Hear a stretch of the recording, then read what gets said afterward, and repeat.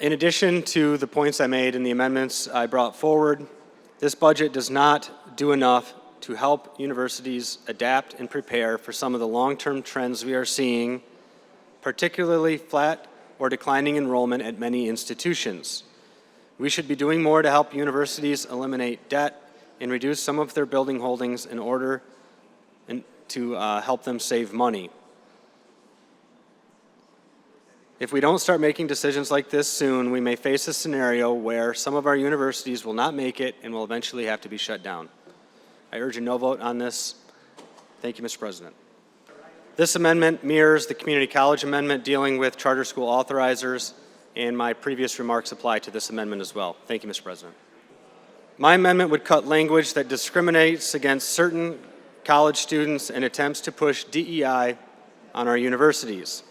Under this budget proposal, students majoring in theology, divinity, or religious education and working toward a degree in those areas, or enrolled at a college or university that does not have a board-approved policy of inclusion and non-discrimination would be banned from the following awards: State Competitive Scholarship, Tuition Grants, Tuition Incentive Program, Children of Veterans and Officers Survivor Tuition Grant, Gear Up, and the Michigan Achievement Scholarship. I urge members to support this amendment and to make these financial assistance programs available to all Michigan students. Thank you, Mr. President. This amendment mirrors the community college amendment in regard to debt allowable use of items funding and including debt and demolition, and my previous remarks apply to this amendment as well. This amendment would eliminate a duplicative initiative proposed for the so-called free application for federal student aid program.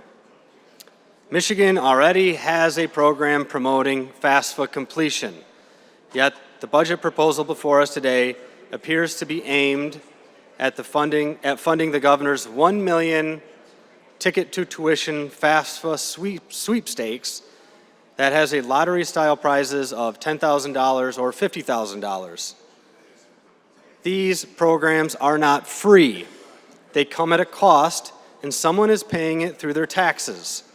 How can we justify needlessly giving away money to students who are doing something they should already be doing when we have grandmothers who can't afford their property taxes and families that are getting dinged on their sales tax bills when they can barely pay their grocery bills at the supermarket?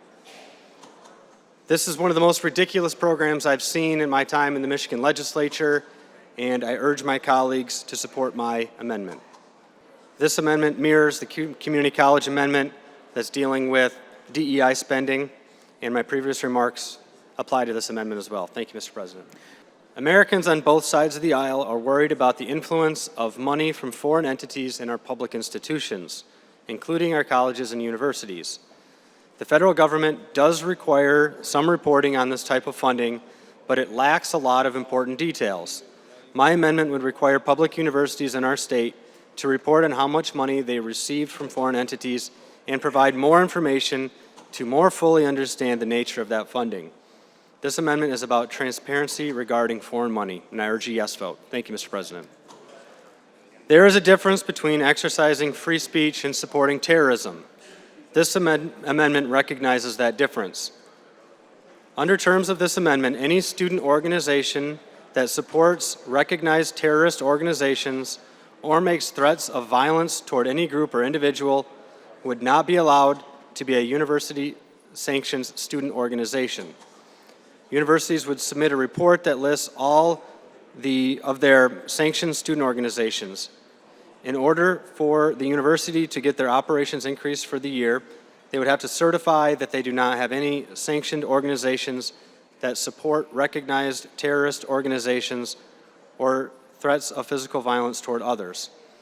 If universities allow student organizations to support terrorist groups or threaten other students, they cannot get their operations increased.